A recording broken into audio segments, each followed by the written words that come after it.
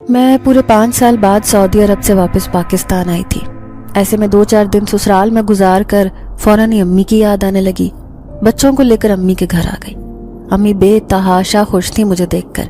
ظاہر ہے کہ بیٹی 4-5 سال بعد ماں باپ سے ملے تو ان کی حالت کیا ہوتی ہے، ایسی ہی خوشی میرے ماں باپ کو ہو رہی تھی۔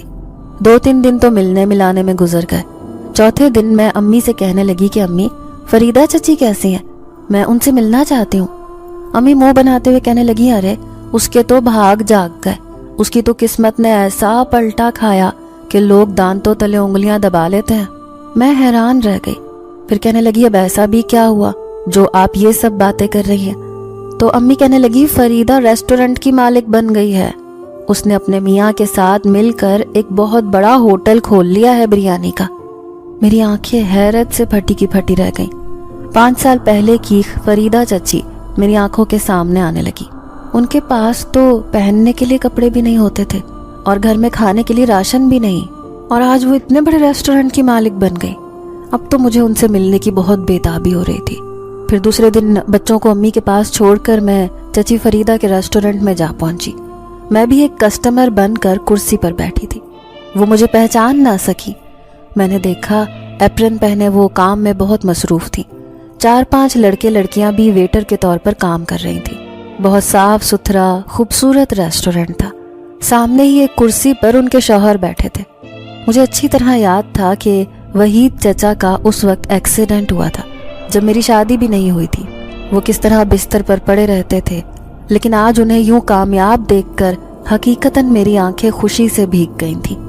تبھی میں نے ان کی بریانی ٹیسٹ کی جو ذائقے میں بہت لذیذ تھی۔ میں بے اختیار دل ہی دل میں تعریف کرنے پر مجبور ہو گئی۔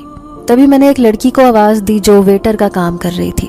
اسے کہا کہ وہ اس ہوٹل کی مالکن سے کہے کہ نور فاطمہ آپ سے ملنے آئی ہے۔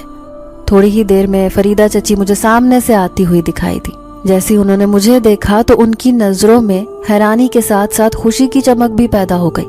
انہوں نے مجھے اپنے سینے سے لگا لیا۔ پھر کہنے لگی، ارے فاطمہ بیٹی، تم کب آئی سعودی عرب سے؟ تم تو بھائی سعودیہ جا کر یہاں کا راستہ ہی بھول گئی۔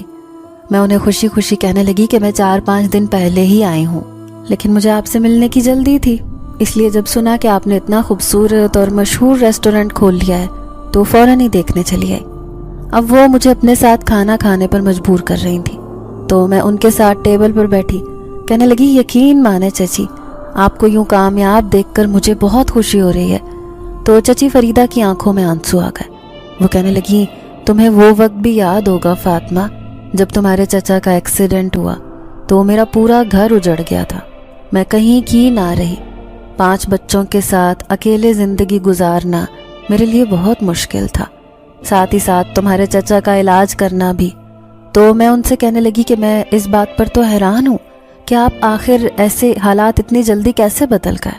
میں مانتی ہوں کہ آپ کھانا پکانے میں بہت ماہر تھی، لگتا ہے آپ کو کھانے میں ایسی برکت ہوئی، اللہ نے آپ کے لیے رزق کے دروازے کھول دیے۔